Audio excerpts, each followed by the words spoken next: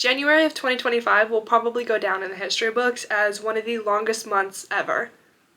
Like, I swear to God, this month has been 6 years long. That being said, there was a lot I got done this month, so let's get into my January Wrapped.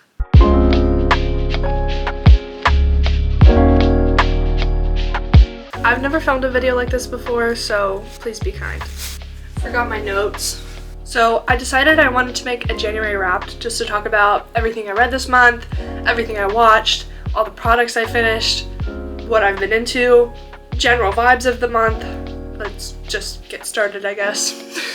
I'm gonna start off with some products that I finished this month. First were these Ollie Women's Multivitamins. This is probably the third one of these that I've gone through, and honestly, I really enjoy them. I don't know if these are just like a placebo effect. I don't know if these are actually doing anything, but I know taking vitamins is good for you. When I get around to it, I probably will repurchase these just because they taste good. They're not super expensive. They are definitely like a little bit on the higher end of vitamins, but not like, you know, crazy expensive. But yeah, I like these. Next, I finished the Garnier Micellar Water.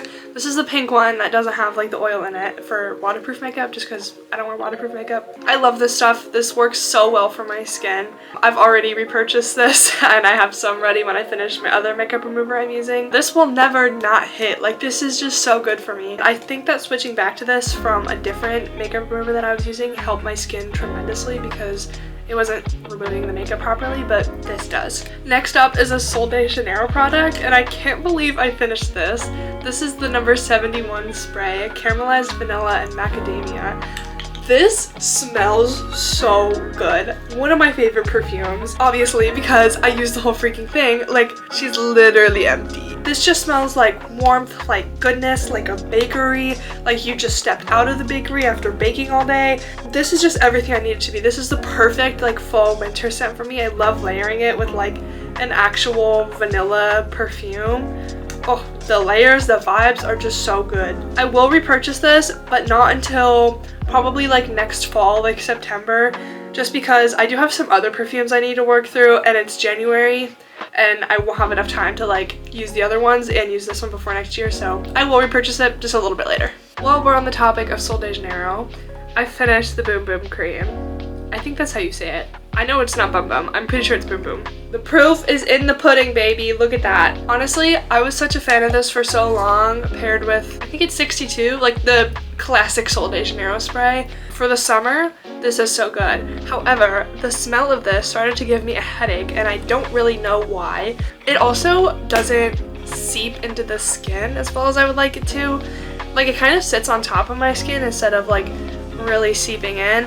I'm using the EOS Vanilla Cashmere one right now, and that is my favorite. Like, it smells so good, and I just love how hydrating it is. This, on the other hand, I feel like it just kind of sits on top, and I don't know, the smell isn't doing it for me anymore, so I'm giving this container to my roommate because I know they sell the refills, and they're cheaper than buying the whole thing, and I know that she loves this, so she's getting this. Next up, I finished the Dove Cinnamon Pumpkin Pie Body Wash. This smells so good. Oh my god, it smells so good. I love Dove body washes. They're like pretty much all that I use, but this one was a limited edition for like Thanksgiving time. I definitely will repurchase this like when it comes back into season next Thanksgiving. It just smells so good. It literally smells like I'm in a bakery once again in the shower. This paired together, oh my god, unstoppable. So good. Smells delish. I really love this. It's super hydrating, and I get really dry skin in the winter, and this doesn't really like bother me that much, so that's good. The last product that I finished this month, which I am honestly really surprised by, I finished a tube of Aquaphor. Can any of you say that you have done that? Can any of you say that you have finished a tube of Aquaphor before? Because I can't. I can never say that I have done this. This is really impressive for me. I don't know how long I've had this, probably quite some time. I have Aquaphor all over the place. I have those like medium-sized tubes everywhere. I think I have like 3 of them. I have the big jar sitting on my dresser. I have a bunch of little sticks and chapsticks everywhere. I have a little baby jar in my car that's almost empty. Maybe you'll see that in the February Wrapped. I love Aquaphor. Nothing else to be said, really. Like, who doesn't love Aquaphor? And that does it for all the products I used up this month. Let's get into all the books that I read. The first book that I finished this month, which I actually started like New Year's Eve, I think. I finished this January 2nd. Two Twisted Crowns by Rachel Gillig. This was so good. I literally cannot express how much I love this duology. The first book is One Dark Window, and the second one is called Two Twisted Crowns, and I genuinely have never read a duology where the second book is better than the first. I feel like most of the time when you read series, the second just never lives up to the first, and that's okay, like that's usually just part of reading the series, but I genuinely liked this one more than the first one, which was hard to top because the first one was already a banger. If you haven't read this duology, I highly recommend doing so.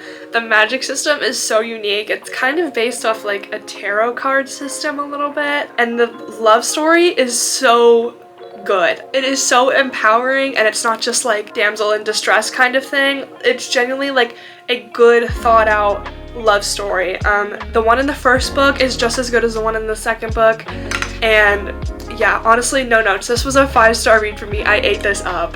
The second book I read this month was actually a library book that I read on my Kindle, so I'll put the cover in right here.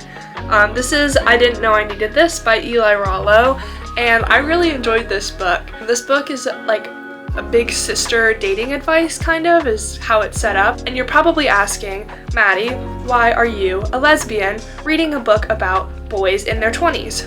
And I would answer that and say, because I love Eli Rollo. Don't hate on it. I really like her platform, and I really like how open she is just about her life and her love life and everything like that. I don't relate to anything in this book. I'm a lesbian in a long-term relationship, and this is for women in their early 20s who are struggling in the straight dating scene from, you know, her perspective, because that is her lived experience. But either way, I thought this book had some really good advice in it. It was really interesting because it was kind of a half memoir, half advice kind of book, and it was really cool to hear her take on things. She also went to U of M, and I live in Ypsilanti, which is right next to Ann Arbor, so it's kind of like weird to see her talk about like Skeeps and be like, oh my god, I know where Skeeps is. Like, I haven't been there personally, but I walked outside of it. Anyway, I gave this book 3.5 stars just because I know I wasn't the intended audience, and that is okay, but it also was a little bit repetitive sometimes, and that like made it a little bit monotonous to read. It took me forever to get through this book, but I still think it's really good, and it offers some really good advice if you're struggling with those things. The next book I read, Onyx Storm, baby, Onyx Storm. This was probably my most anticipated book release of the year, like of the entire year. I was so excited for this to come out. I actually read this on my Kindle because that's where all of my Fourth Wing books are, but my lovely girlfriend got me a physical copy, so my roommate is borrowing it right now. This was everything I wanted to be in the sequel. I loved the like quest that they went on. I'm gonna try and not spoil anything because I know a lot of people probably still haven't read it, but I love this like quest that they went on. I love the development of the characters. I love how we got to see so much more from Riddick in this book. I know that Fourth Wing is not for everyone. I know that it's not the most fantastic writing in the world. I know that there's a lot of plot holes, even though it's an unfinished series, and people keep talking about how there's so many plot holes, and I'm like, guys, it's an unfinished series, that's the point. Anyway, there's still plot holes regardless of that. I genuinely don't care. I love dragons, I love badass women, I love reading about badass women, I love cool quests, I love cool fantasy worlds. This was such a good follow-up. I liked it so much more than Iron Flame. I thought it was a little bit more digestible. There is still a lot of like world building, political, blah blah blah going on in here, but besides that, you can't beat it, really. I love Fourth Wing so much. This was 4.5 stars for me. Last but not least, I did not finish this book, but I am currently reading it, so I'll probably talk about it more in my February wrap if I make one. The Handmaid's Tale by Margaret Atwood. This just felt really relevant for everything that's going on in the US right now. No further explanation. I'm really enjoying it so far. I mean, as much as you can enjoy a book about, you know, women being oppressed in a society where they're forced to have babies, but the story itself is very interesting. It's kind of crazy for how old this book is, how relevant it still is. And if you haven't read The Handmaid's Tale, I'd highly recommend doing so, especially now. I think now is more important than ever to make sure you're a well-read individual. So that was everything I read this month, and now let's get into the shows I watched. Alright, I don't watch a lot of TV shows, but I was influenced to watch Arcane because I kept getting edits on my TikTok For You page about Arcane, and they were just so enticing. I don't know what you guys are feeding Arcane editors, but they are on something else. They are on a different planet. I cannot keep up with them. I was influenced, we'll say. I started this actually in December, but I finished it in January because I'm very slow at watching shows, but I loved it.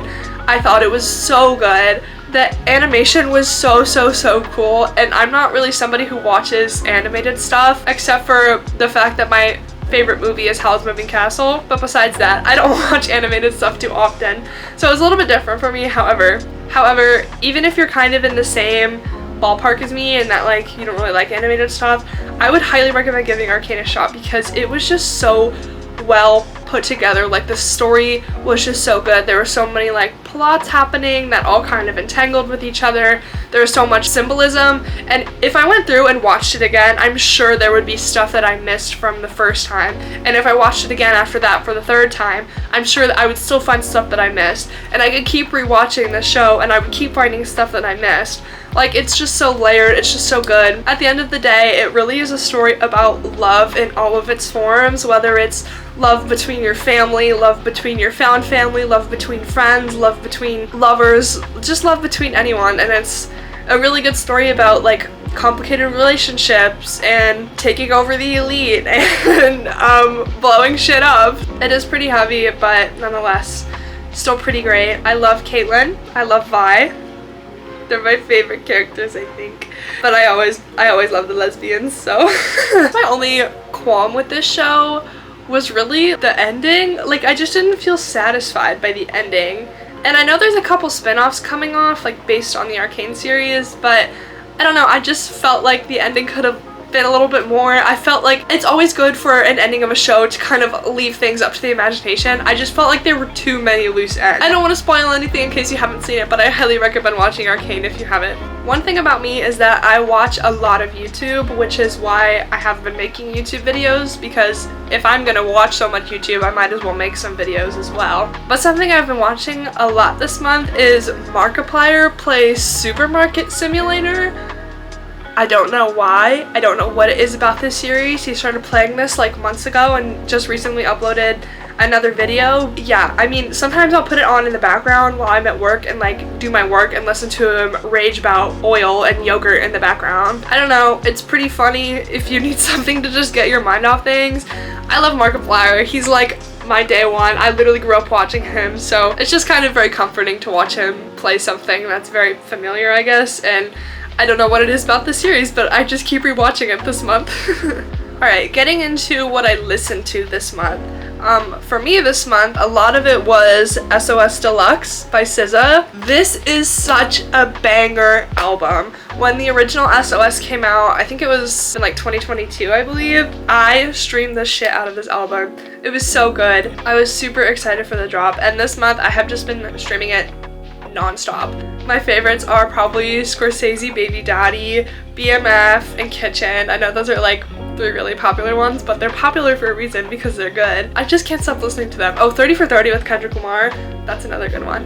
This is such a solid album. Like, I will listen to this in the shower, in the car, when I'm going to work, like, just anytime. It is such like an all-over good banger album. I've also been diving back into Eternal Sunshine by Ariana Grande. I don't really know, actually I do know what brought me back to this album. It was Wicked, let's be honest. But I listened to this album when it originally came out, like spring of last year, and I really enjoyed it, but then I just kind of got, you know, distracted by other music that was coming out, and I kind of forgot about it, but I got back into it and I was like, this is such a solid album. I don't know why I wasn't keeping it in my like usual rotation more. My favorites on this album are The Boy Is Mine, and Jackie, if you're watching this one's for you. My other favorites are Ordinary Things and the title track, Eternal Sunshine. They're just bangers. I know I keep saying bangers, but like, I think this album is really underappreciated. Like, I know, you know, it did some numbers when it came out because she's Ariana Grande, but I just think this album, like, as a whole, it's not appreciated as much as like Sweetener or like Thank You Next. I think it deserves the same hype, to be honest. I think the vibes are so much better. Love the lyricism. I think it's great. I love how she kind of includes a lot about growing up and kind of coming to terms with things that maybe you don't want to come to terms with. Highly recommend. So I think that wraps up my January Wrapped. Yay! I hope you enjoyed watching this video. I enjoyed making it. I had a pretty good January, I think, all things considered. Sometimes when things feel really overwhelming, it can be hard to take care of yourself, but I encourage you to continue to do so and do things that make you happy and not because you think you should do them. Read more books, take care of yourself more, go to the gym more, make food that you like, go to Taco Bell 3 times in a week if you want to. Not that I'm speaking from experience or anything. Anyway, hopefully I'll see you in February if I decide to make another video, but until then, thank you for watching. Bye bye.